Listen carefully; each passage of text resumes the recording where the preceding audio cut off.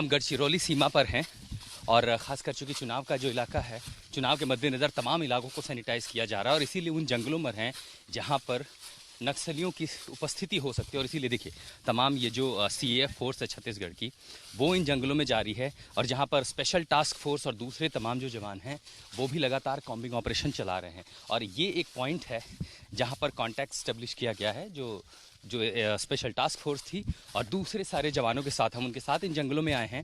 आगे जो ऑपरेशन है आपको बताएं, ये एक लाइव कॉम्बिंग ऑपरेशन है, कोई डेमो नहीं है। इन घने जंगलों के बीच जहां से गढ़चिरौली लगता है, गढ़चिरौली की सीमा है महाराष्ट्र की और ये छत्तीसगढ़ का मानपुर इलाका जो कि पूरी तरह से नक्सली प्रभावित जोन है। तो अब हम कॉन्टैक्ट स्टेब्लिश हुआ साहब, अब आगे हम किस ओर जाएंगे? यहाँ से टीम आगे जो इनका हाल्ट है, जहाँ पे अस्थायी रूप से इन्हें अभी हाल्ट करेगी मतदान कराने के लिए, जिन मतदान केंद्र है उस ओर बढ़ रही है। प्रॉपर जो टीम बढ़ रही है कॉम्बिंग करते हुए, सर्चिंग गश्ती करते हुए बढ़ रही है यहाँ पर। मेरे साथ ये जितने सारे आप जवान देख रहे हैं CF के, देखिए अलग अलग अचानक से यहाँ जगह पर खाली थी, सब अलग अलग थे और अचानक एक साथ सब आए हैं। अब ये कॉम्बिंग ऑपरेशन करते हुए आगे बढ़ेंगे क्योंकि जिम्मेदारी है कि जहाँ जहाँ पर स्कूल हैं, जहाँ जहाँ पर मतदान के लिए लोग हैं, आदिवासी लोग हैं, ग्रामीण लोग हैं, वो सुरक्षित मतदान कर सके और उसके लिए एक बड़ा कॉम्बिंग ऑपरेशन, ताकि नक्सलियों को यहाँ से खदेड़ा जा सके, कहीं असलहा है तो उसे जब्त किया जा सके। और अब हम आगे बढ़ते हैं इस कॉम्बिंग ऑपरेशन में, ले चलते हैं पहली बार आज तक के कैमरे पर एक लाइव ऑपरेशन छत्तीसगढ़ में नक्सल प्रभावित इलाकों से। इन घने जंगलों में एक लंबा सफर तय करने के बाद हम जहां पहुंचे हैं, ये महाराष्ट्र और छत्तीसगढ़ की सीमा से बेहद करीब का इलाका है और सुरक्षा की दृष्टि से हम आपको जगह के बारे में नहीं बताएंगे ये कौन सा इलाका है, लेकिन इस पूरे ऑपरेशन में ये एक आपको फिर बता दें कि आज तक नक्सलियों के गढ़ में पहुंचा है और ये एक लाइव कॉम्बिंग ऑपरेशन है क्योंकि चुनाव के दिन कहीं पर कोई उपद्रव ना हो, नक्सली हिंसा न कर पाएं, लोगों के मतदान में खलल ना हो, इसलिए छत्तीसगढ़ पुलिस, खास ITBP, CAF, जितनी भी फोर्सेस हैं वो सब अलग अलग इलाकों में इसी तरह की कॉम्बिंग ऑपरेशन कर रही हैं। हम छत्तीसगढ़ पुलिस की जो विशेष बटालियन है उनके साथ हैं, प्रवीण हमारे साथ हैं, पहले सेना में भी थे और इस समय इस पूरे कॉम्बिंग ऑपरेशन को लीड कर रहे हैं।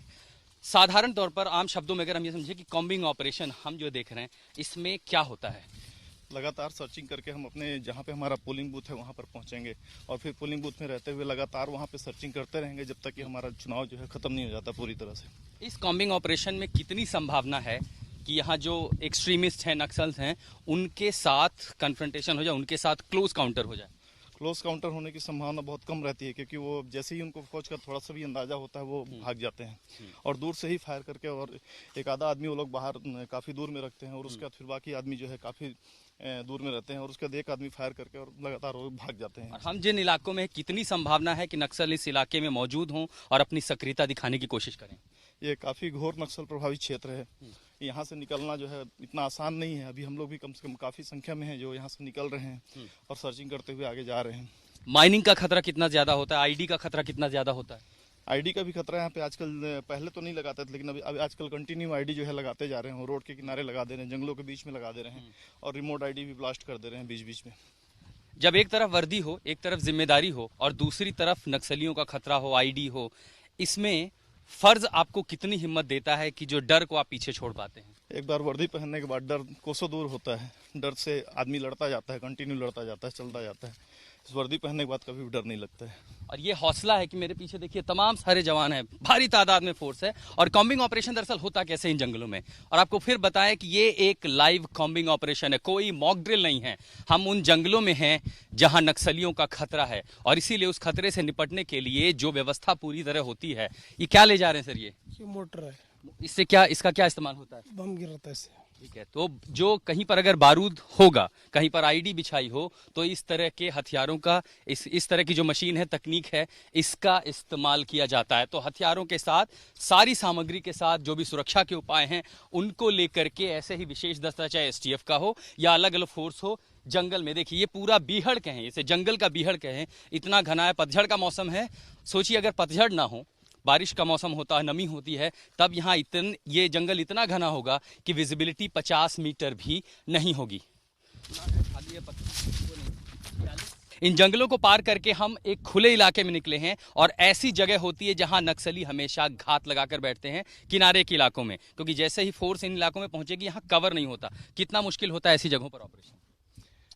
ऐसी जगहों पे बहुत ज़्यादा ही मुश्किल होता है, क्योंकि सामने जो है घना जंगल है और सामने से अगर हमारे पीछे घात लगा के हमारे नक्सली बैठे हुए हैं और इस जगह पे खुला जगह है, अगर हम यहाँ पे अचानक ही पहुँच गए तो हमारे ऊपर वो हमला कर सकते हैं। सर ये बताएं, आईटीबीपी का जो ऑपरेशन होता है वो ज़्यादातर दुर्गम इलाकों में जहाँ पहाड़ होते हैं वहाँ पर होते हैं। इन जगहों पर मैदान है और नक्सलियों की कोशिश होती है कि यहाँ ज़्यादा से ज़्यादा कैजुअलिटी पहुँचा जाए, उस समय आप क्या करते हैं?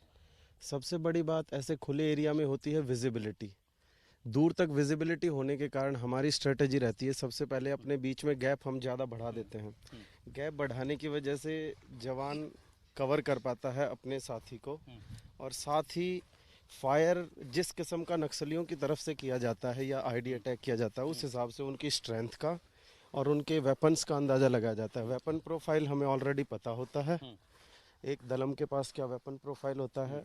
तो अब हम जिन जगह पर हैं ये देखने की कोशिश करेंगे कि अगर यहाँ पर अचानक नक्सलियों के साथ आमना सामना होता है तो स्टैंडर्ड ऑपरेशन क्या होगा। ये एक ड्रिल है दिखाने के जरिए कि ये जो वर्दी में लोग हैं हमारी आपकी सुरक्षा के लिए, इस लोकतंत्र के लिए, इस पूरी प्रक्रिया के लिए कितनी बड़ी चुनौती और कैसे कैसे खतरों का सामना करते हैं।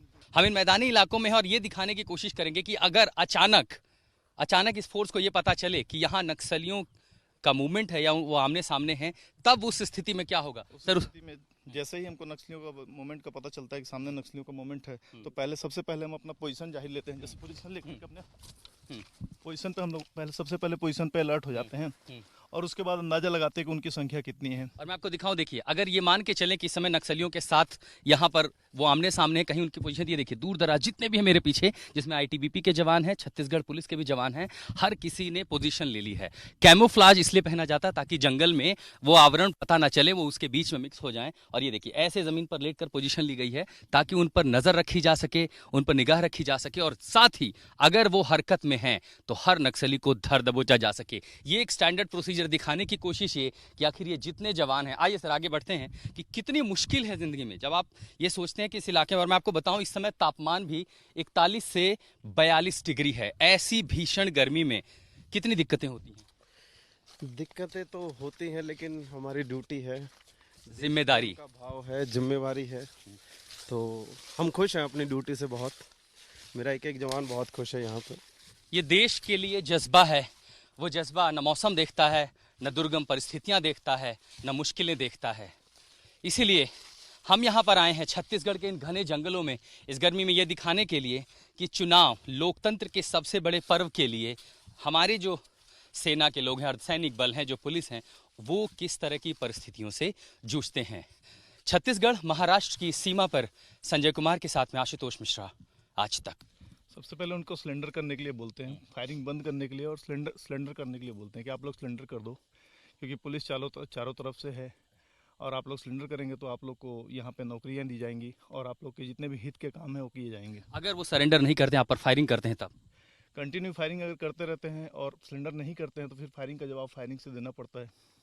And that's how the basic rule is in warfare. If you fire, there will be retaliation, there will be counter. And look at the different cordon of area. This is how our forces will take position. And if Naxals resort to any firing, that will be responded tough. And that's how the challenge, the life here in the Naxal bastion area of Chhattisgarh is.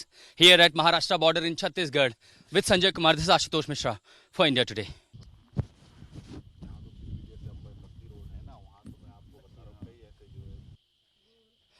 घने जंगलों के बीच सुरक्षा के विशेष दस्ते में इस combing operation को खत्म करने के बाद हम इस पोलिंग बूथ पर पहुंचे हैं जो छत्तीसगढ़ और महाराष्ट्र की सीमा पर है। मेरे पीछे आप जो ये पहाड़ियां देख रहे हैं, इस पूरे इलाके से नक्सलियों का इस गांव में आना जाना होता है। ये पूरी तरह से नक्सल प्रभावित इलाका है, लेकिन यहाँ पर ये जितने लोग आप देख रहे हैं संगीनों के साए में, उनकी जिम्मेदारी है कि शांतिपूर्वक मतदान हो। जो भी वोटर हैं वो बिना खौफ के अपने घरों से निकले, मतदान करें, क्योंकि लोकतंत्र के सबसे बड़े त्यौहार के लिए जिम्मेदारी इन जवानों पर है जो आपकी हिफाजत करेंगे, मौसम की परवाह किए बिना, परिस्थितियों की परवाह किए बिना, नक्सलियों के हर इरादों का मुंह तोड़ जवाब देंगे, आपकी हिफाजत करेंगे। लेकिन आपको भी अपनी जिम्मेदारी निभानी होगी, वोट डालने के लिए जरूर आना होगा।